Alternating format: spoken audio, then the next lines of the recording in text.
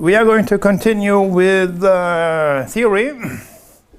Next step, multiphase flow. Multiphase flow.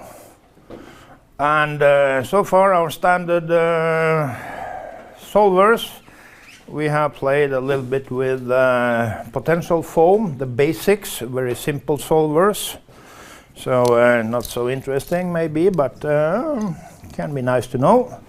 And then we have played with incompressible flows, and we have a whole bunch of them. We have played with icofoam. We have talked about pimple foam, and we have well, this piezo foam. Piezo and pimple, I will always recommend the pimple, a little bit more advanced than piezo. And then we have our good old simple foam. And then we continue down here. We have compressible flows. Oh yes, that's something we have to cover later. We have a whole bunch of those as well.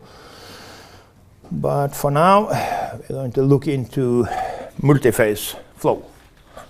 And yeah, we have some programs here. You have something called cavitation foam. What's cavitation? Well, that's where, when you have the flow velocity becoming so high in an internal flow, or external for that matter, that the pressure goes below zero, and then you will start to cavitate. And that can be really nasty. A couple of those. Compressible interfoam.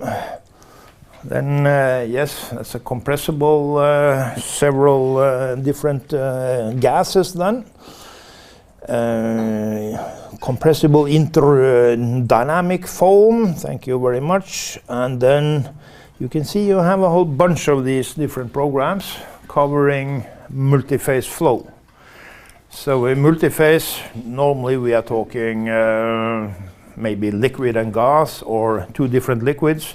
That doesn't sort of disperse or mix too much together. What we are going to start with is a simple one. It's called interfoam. That's fairly easy. You have two incompressible, immiscible, I mean they don't mix.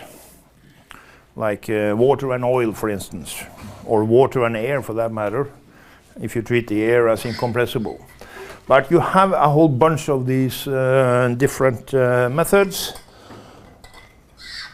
So just wanted you to be aware of them. And you can see you have many of them. You have very, very many. And no, we are not going to cover everything here. We don't have time, of course not. So for multiphase flow, you will be given a taste of it and an exercise of it. But I mean, we can't go through everything. We don't have time for that. I put out on the home page some more information for you. Under open foam material, you'll find multiphase and also running in parallel. So we're going to have to look at these two a little bit. Now, before we look too much into multiphase, we need some recap.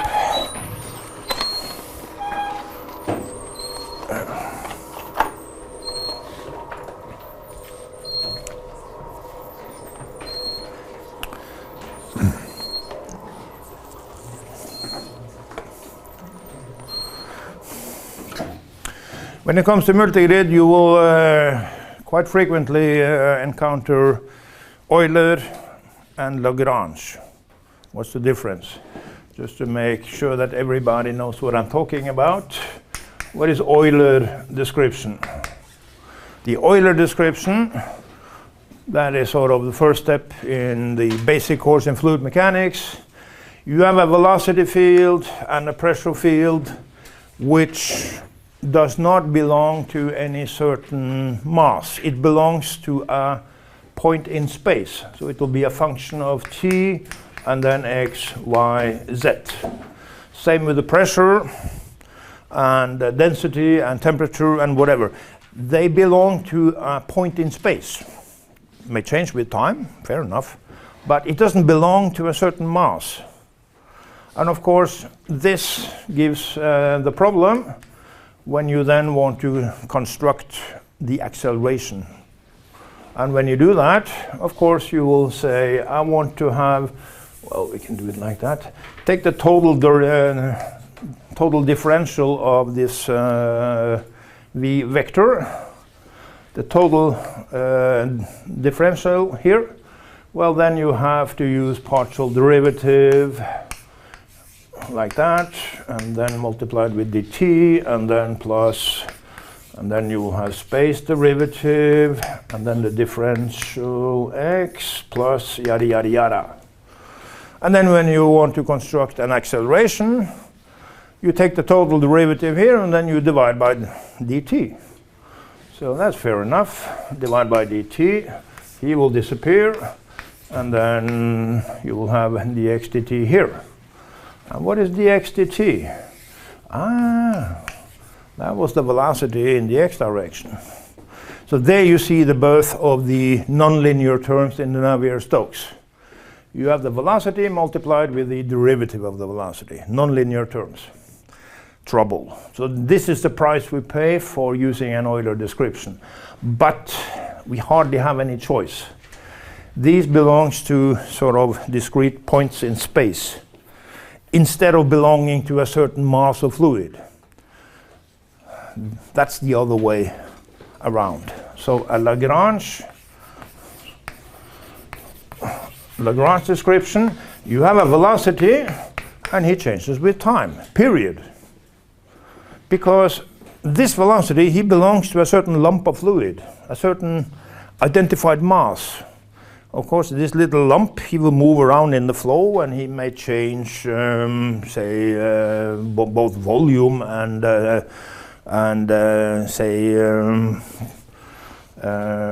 size, whatever. But here, the acceleration is now very, very easy to handle. It's ordinary derivatives. Here, this one, typically, we write him as the total derivative, material derivative, substantial derivatives, many names for that one, when you have an Euler description, but not with Lagrange. The problem with Lagrange is, if you're going to describe a flow like that, you're going to need millions and millions of fluid lumps, and then you have to keep track of every one of them, and they will interact with each other. Not funny. Just look down in the river from the bridge here, you will see, okay, how many millions do you need to describe that flow? Just forget it. It can't be done.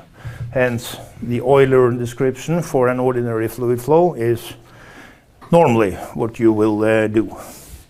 With Lagrange, however, you will use this one if you have not that many different lumps. Or maybe if you have some particles inside the flow. These particles, they can be easily described with a Lagrange description. That's fair enough. Problem is, of course, they will interact with the flow, and then you will have drag forces and whatever on these particles. And also the particles will disturb the flow, so they have to talk to each other. So an Euler and Lagrange at the same time is actually possible. Okay. No questions to that one? This should be basic material.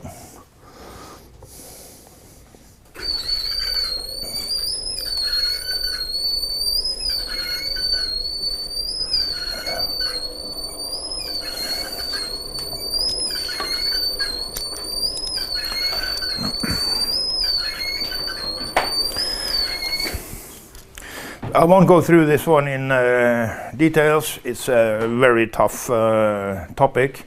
Actually, it should be a course of its own, multiphase. That's not easy. So we are just going to touch it. And yes, of course, as an overall model here, yeah, we're going to need turbulence. Quite typically, most flows are going to be turbulent anyway. Of course, we can play around with academic cases where we say we have a laminar flow, but still tricky. And then how to model the flow. And then, of course, you have a whole bunch of different choices here, and there's no end to it. We have a whole bunch of models in OpenFOAM, and it's getting bigger and bigger, and we get more and more for each year. So not so bad. On the multiphase flow, typically you will switch or differ between a separated system or a dispersed system. Dispersed, that's where you can actually do it easy. You can cheat. A dispersed flow, then say, for instance, if it's heavy fog outside, then you have a lot of water particles, very, very small, so small that they don't even fall down. But you will treat the fluid, the air with the water particle as one continuous phase. You don't describe every single fog particle, water particle. So then you just adjust the density. Done. So that's can be fairly easy. The other way around, you have say a continuous liquid, and then you have a lot of tiny little bubbles inside there. So like you're drinking champagne or beer or something. If you have tiny small bubbles inside, then you can sort of do the same. You can't describe every single bubble. That's not possible. Too many of them. But then you just cheat and you just adjust the density and use an incompressible setup for it. That's actually possible.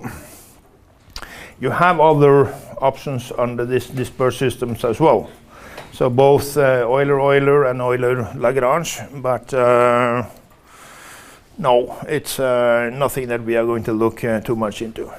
The separator systems, then you sort of have two fluids with their own, say, different regions. A little bit easier to play around with. But in real life, we have a lot of question marks, to say the very, very least. And yeah, you can have a mix here, gas liquid, okay. If that one is dispersed, small gas particles inside the liquid or small liquid droplets inside the gas, then dispersed. If you have sort of here one area with liquid and then one area with air, okay, then we have to separate them and find the interface. Gas and solid and liquid and solid, typically you will then have some solid particles moving around inside the flow. And of course for these solid objects you will then use Lagrange. And then immiscible liquid, two liquid systems, they don't mix. Not so difficult. If they mix, then that can be really, really tricky. And what's not mentioned here is then when it comes to chemical reactions. Thank you very much. That is really heavy. The chemistry people, they say a heavy chemical reaction systems, you will spend 5% CPU time solving the Navier-Stokes. And then 95% of the CPU time describing the chemical reactions. And they can be really messy. Even a simple chemical reactions, he can have some 30, 40, 100 different chemical reaction equations. And some of them will be extremely fast, and that's also a nasty price. You need a very tiny time scale to resolve it. And other can be very slow. So it's typically a nasty mix of time scales as well.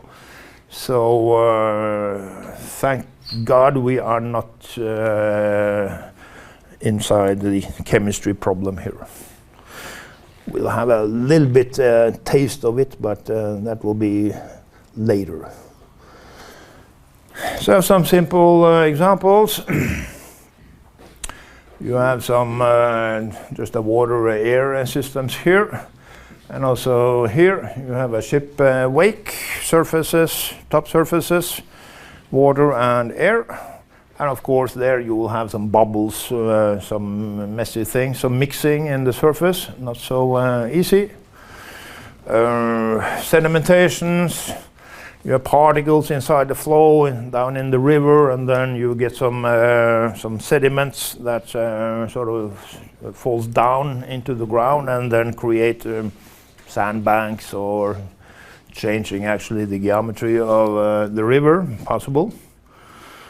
Propeller cavitation, typically here at the tip of the blade of the propeller, the velocity is too high, so the flow starts to cavitate, and as you know, cavitation is a bad thing. Not necessarily for the U-boats, they don't want to be detected. You can hear this cavitation, and also you can see the bubbles, but cavitation will destroy metal. He will chew it up as hot butter, so cavitation, something to avoid, clearly. If you look at some of these turbines, actually located outside the hydropower building, you can see the cavitation effect on some of these old turbine wheels. So, and that now they have been standing there for several years, so they are actually filled with rust. But that's something you should be aware of. If you're ever going to investigate, you see a damage on a turbine blade or a propeller. Is it rust, corrosion, or is it cavitation? To find out, you just put your hand on it. If you start to bleed, then it's cavitation. You get extremely sharp edges from a cavitation phenomena. So just put your hand on it. But sadly now, they have been standing there for many years, so now it's rusted away. But the main damage you see on this turbine outside the hydropower building is actually cavitation that has destroyed them. Yes, you have a lot of multi-phase flows here, cooling towers, volcano, and you're brewing beer, chemical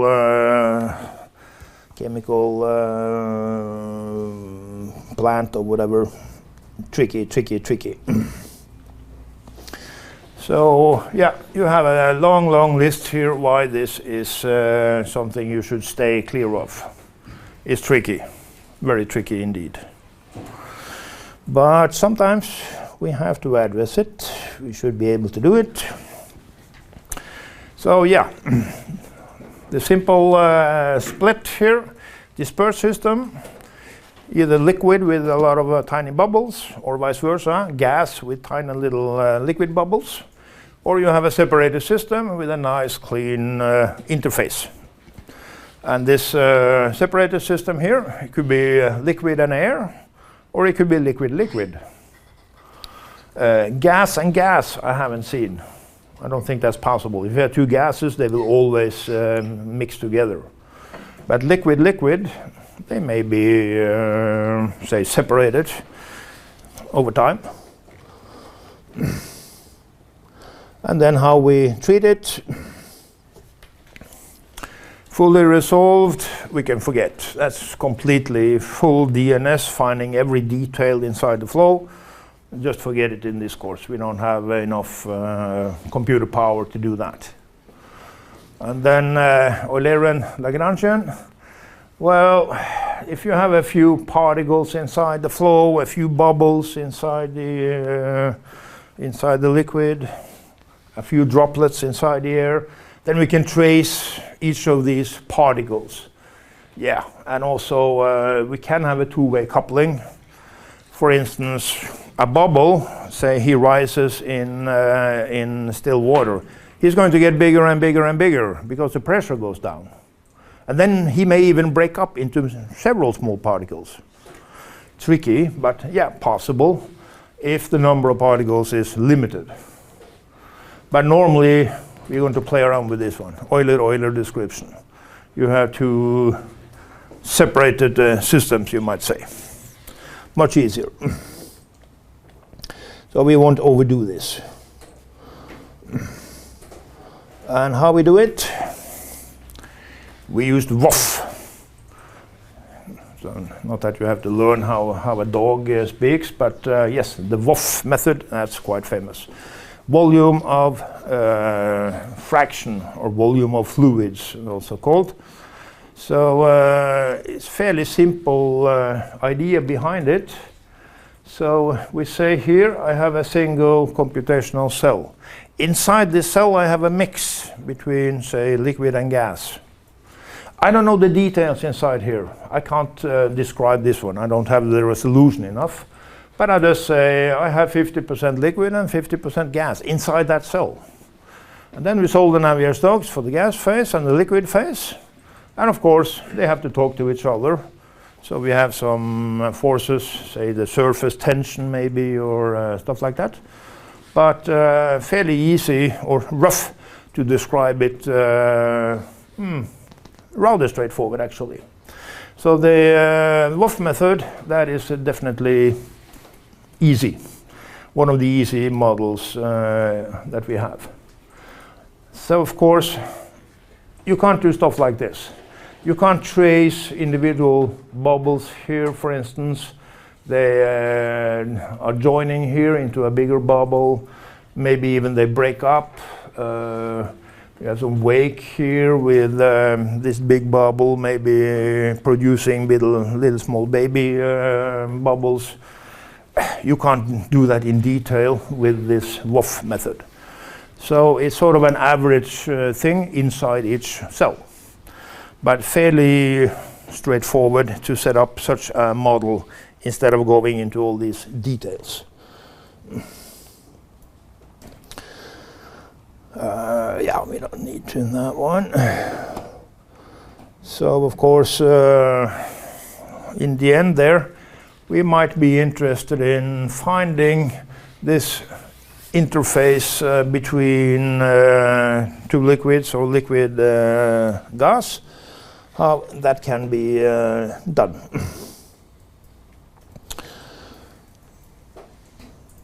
So for a real problem, no, you have a terrible challenge here with all these scales. Just if you look at the ocean surface waves, they don't have to be too big actually. You still see a lot of mixing, producing a lot of bubbles. And the bubble size will change depending on where you are. Going to describe all that in detail, forget it. You can't do it. We have to cheat somehow. We have to cheat.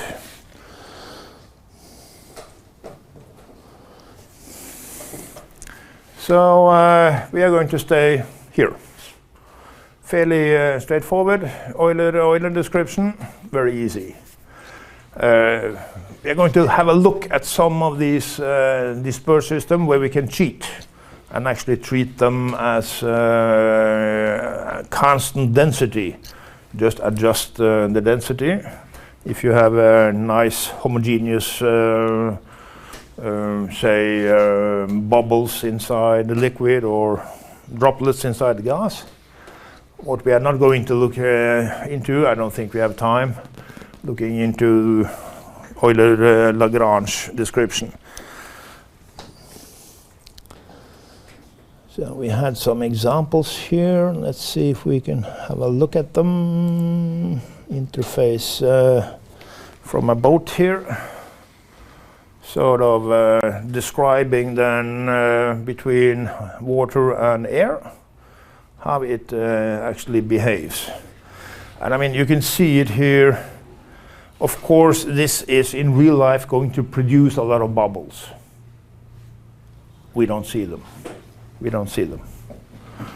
So with this volume of fraction method, no, we don't get the details. When Hollywood creates nice movies, nice animations, whatever, or they cheat, they will actually just use a random generator so to introduce some bubbles here. It's just fake. But I mean, they have to do something. And what was the other one? Again, you see here a lot of splashing. But it's not realistic. I mean, of course, you will have some air bubbles inside the liquid phase. you will get some droplets which will be thrown up into the air when you splash here some liquid in liquid. But we have to limit ourselves. I think we have some more demos here. Some rising bubbles. And yeah, they will actually sort of join and then coalescence and then even break up again. So yeah, if your mesh is small enough, your mesh size is small enough sort of to cover such big bubbles, beautiful. Then we can do it with this volume of fraction method. But if your mesh is not fine enough, then it won't really be possible. Advanced systems here. What do you know? Have you seen the snappy hex mesh with a moving mesh? Thank you very much. Now we're talking. Now we're talking. Quite fancy, actually. But here to reconstruct the mesh in every time step with snappy hex mesh, you're going to spend more CPU creating the meshes than actually solving the Navier-Stokes. Yeah? If you were to simulate a lava lamp, is this how you do it? Yeah, for instance. That could be a very nice simulation. But then you don't really have to resolve the boundary level. And also you have these nice machines. Sort of you have an aquarium with two liquids, and then the aquarium oscillates, and then you have some nice colors on the liquid. So you get this nice sloshing movement. But then you will typically not track the interface. Here they actually do the tracking. But you see the price you have to pay.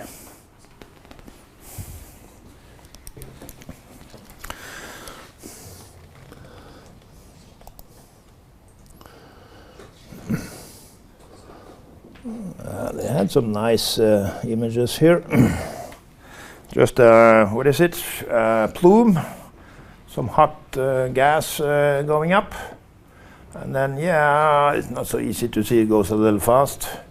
Sort of breaks up a little bit. And to handle that breaking up in detail, then you have to spend a lot of time meshing that one. Not easy.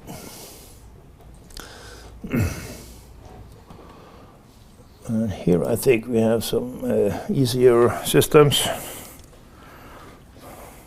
One single bubble rising, and whoops, he breaks. Yeah, and joins, and then hits the roof, I guess.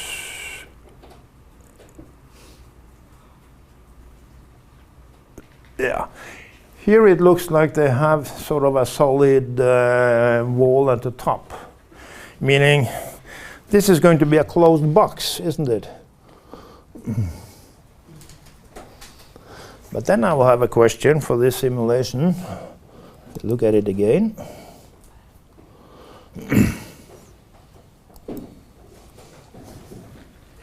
If this is a closed box, normally what's going to happen when a bubble rises, the pressure becomes lower and lower. The bubble will expand.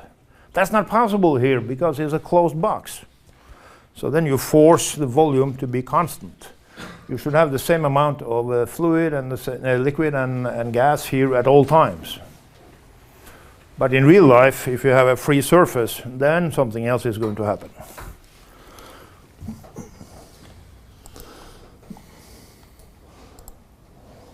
Yeah.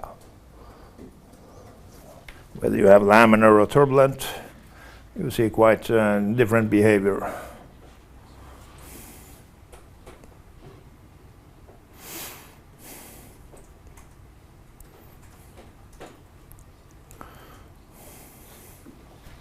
But some nice simulations there. Okay. Yeah, particle-particle interactions. I don't think I will go through with that one. Also, we don't even have time. So how is this done then when we have the volume of fluid equation systems? Well, here we have our standard Navier-Stokes, but then we have some another transport equation with this volume fraction gamma, where we then have sort of have heat changes with this flow, so they have to sort of talk to each other. And yes, you will get some additional forces here inside the Navier-Stokes from the surface tension. If you have a free surface inside your cell, that has to be accounted for. And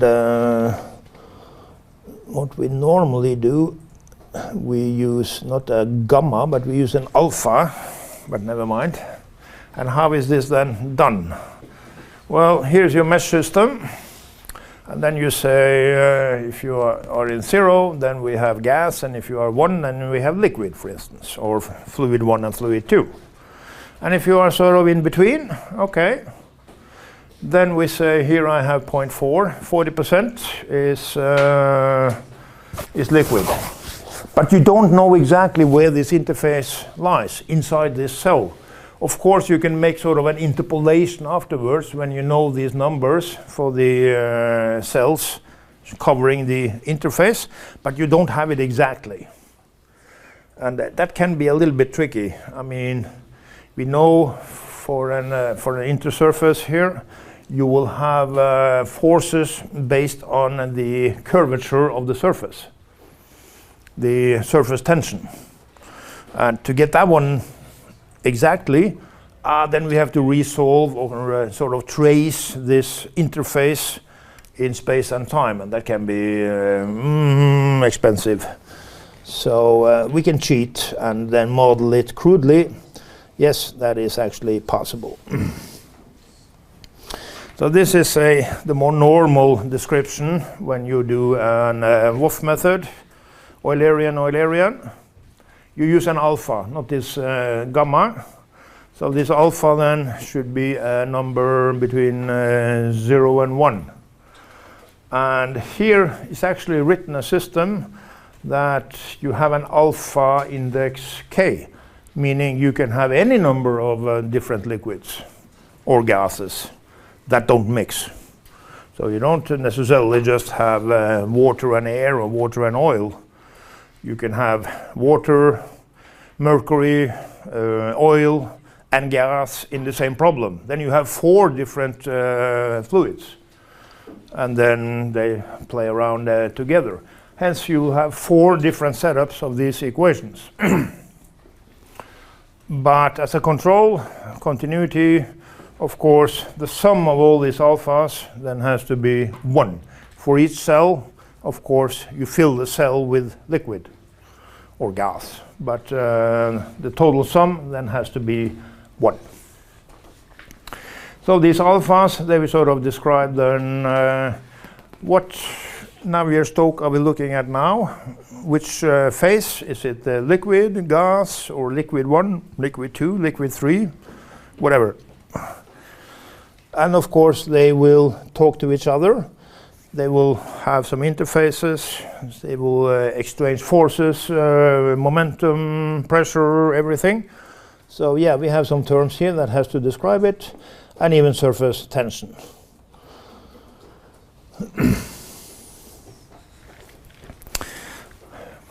Then a little bit more complex then.